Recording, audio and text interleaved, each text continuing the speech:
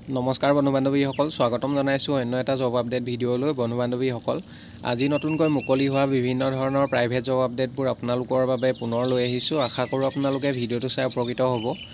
1 নম্বৰতে wanted one shop assistant for laundry collection centre located at Birubari Guwahati.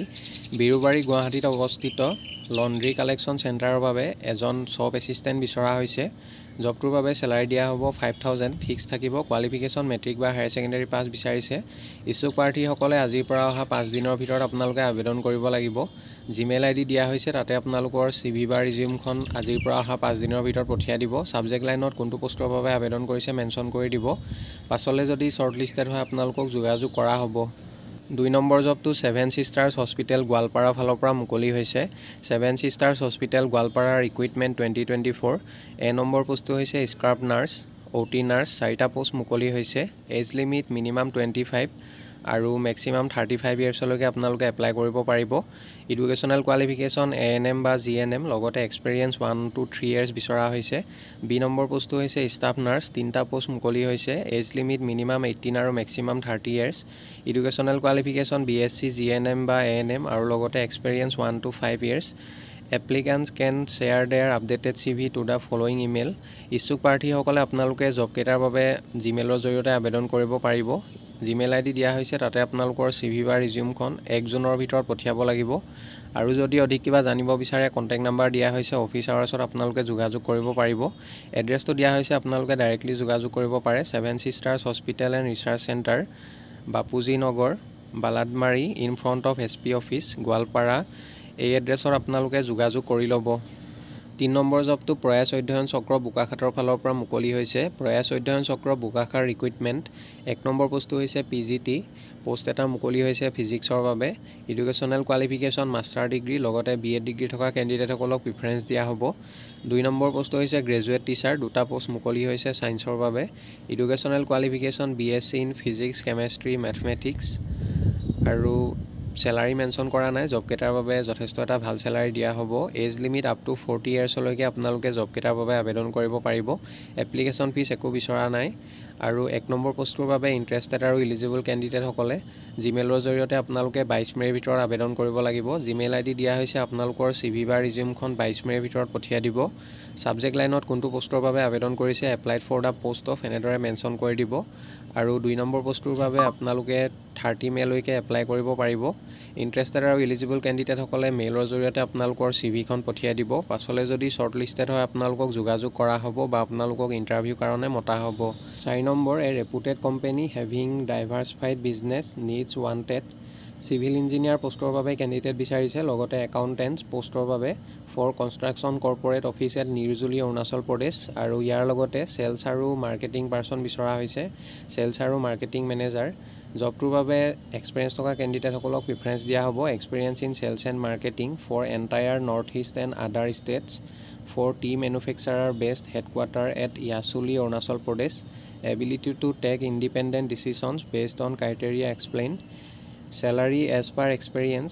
ইচ্ছুক প্ৰাৰ্থীসকলে জবকেইটাৰ বাবে আপোনালোকে ইমেইল দিয়া হৈছে, তাতে আপোনালোকৰ CV বা ৰিজিউমখন সোনকালে পঠিয়াই দিব।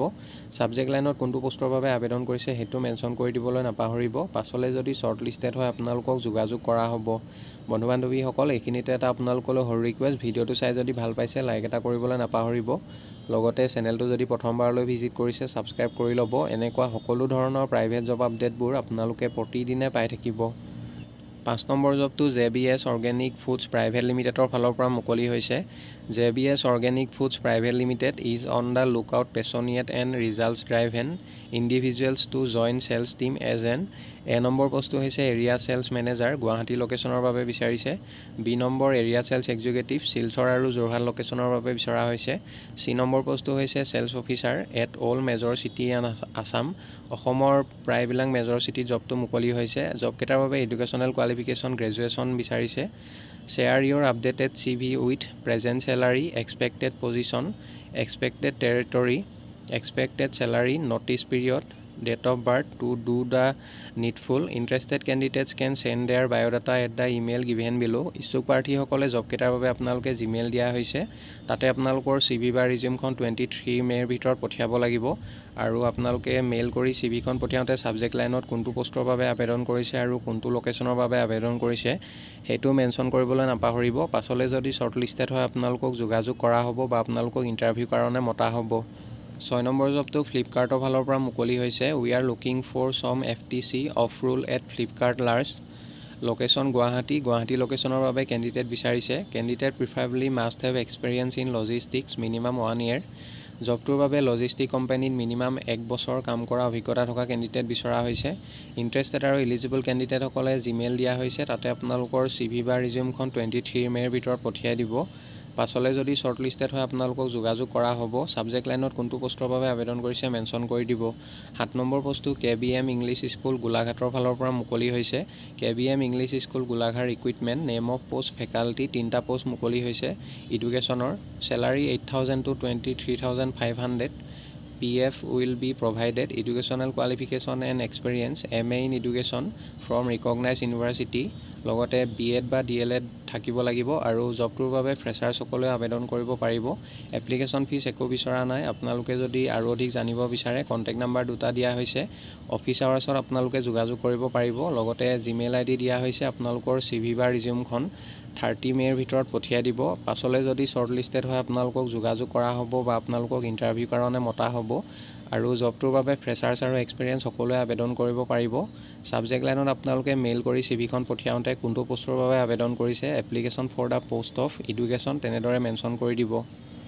8 নম্বৰ জবটো হোটেল ইন্দিৰা পল্টন বজাৰ গুৱাহাটীৰ ফালৰ পৰা মুকলি হৈছে wanted housekeeping and room service boys housekeeping আৰু ৰুম সাৰ্ভিস বয়ৰ বাবে ক্যান্ডিডেট বিচৰা হৈছে জব কেটাৰ বাবে যদি কোনোবা ইন্টাৰেষ্টেড পাৰ্টি আছে কন্টাক্ট নাম্বাৰ এটা দিয়া হৈছে 9435283522 এই নাম্বাৰটোত আপোনালোকে 22 মেৰ ভিতৰত যোগাযোগ কৰি ল'ব 9 নম্বৰ জবটো কোষ্ট অফ ইঞ্জিনিয়াৰিং গুৱাহাটীৰ ফালৰ পৰা মুকলি হৈছে coast of engineering Guwahati we are looking for 2 male and 2 female mechanical engineers to join our team in Guwahati Assam job location Guwahati হ'ব কোৱালিফিকেশন BE বা BTech ডিপ্লোমা আৰু ইকুইভেলেন্ট বিচৰা হৈছে ইন্টাৰেষ্টেড ক্যান্ডিডেট সকলে জিমেইল দিয়া হৈছে তাতে আপোনালোকৰ CV বা ৰিজিউম লগতে কভাৰ লেটাৰ আপোনালোকে 23 মেৰ ভিতৰত পঠিয়াই দিব পাছলৈ যদি শৰ্টলিস্টেড হয় আপোনালোকক যোগাযোগ কৰা হ'ব 10 নম্বৰ জবটো সুপ্ৰিম ফুডৰ ফালৰ পৰা মুকলি হৈছে we are looking for an experience candidate for the post of sales and marketing executive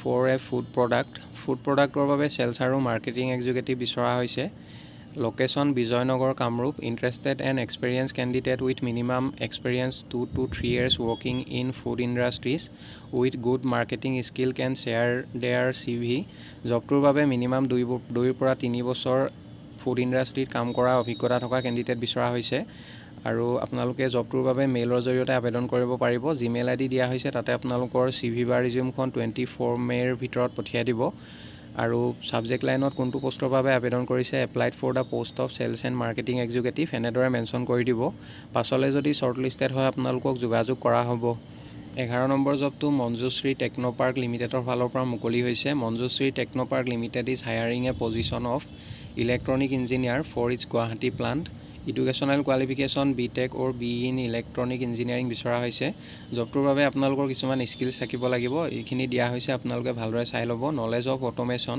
trouble shooting of machines knowledge of preventive maintenance problem solving ability জবটোৰ বাবে মিনিমাম 3 পৰা 4 বছৰ অভিজ্ঞতা থকা ক্যান্ডিডেট বিচৰা হৈছে experience 3 to 4 years experience in plastic sector বা FMCG candidate preferred working in Guwahati suitable candidate are asked to share their resume জবটোৰ বাবে যদি কোনোবা ইন্টাৰেষ্টেড আৰু এলিজিবল ক্যান্ডিডেট আছে তেখেতলোকে জিমেইল দিয়া হৈছে মেইলত আপোনালোকৰ CV বা ৰিজিউমখন 24 মেৰ ভিতৰত পঠিয়াই দিব আৰু সাবজেক্ট লাইনত কোনটো পোষ্টৰ বাবে আবেদন কৰিছে মেনশন কৰিবলৈ নাপাহৰিব 12 নম্বৰ জবটো সানফ্লাৱাৰ ইংলিছ স্কুল পুঠিমাৰী কামৰূপৰ ফালৰ পৰা মুকলি হৈছে walk in interview primary teacher দুটা পোষ্ট মুকলি হৈছে qualification graduation convent and CBSE background preferable স্যালাৰি দিয়া হ'ব 10000 লগতে একমেন্ডেশন দিয়া হ'ব আৰু জবটোৰ বাবে ইন্টাৰভিউ হ'ব অহা 26 মে তাৰিখে ৰাতিপুৱা 10টা বজাৰ পৰা ইন্টাৰভিউ চলিব ইচ্ছুক প্ৰাৰ্থীসকলে কন্টাক্ট নাম্বাৰ দুটা দিয়া হৈছে আপোনালোকে অফিচ আৱাৰ্ছত যোগাযোগ কৰি ল'ব বন্ধু বান্ধৱীসকল আশা কৰোঁ আপোনালোকে ভিডিঅ'টো চাই উপকৃত হ'ব। অহাকালিলৈ পুনৰ আন এটা নতুন জব আপডেট ভিডিঅ'ৰ সৈতে আপোনালোকক লগ পাম। ধন্যবাদ।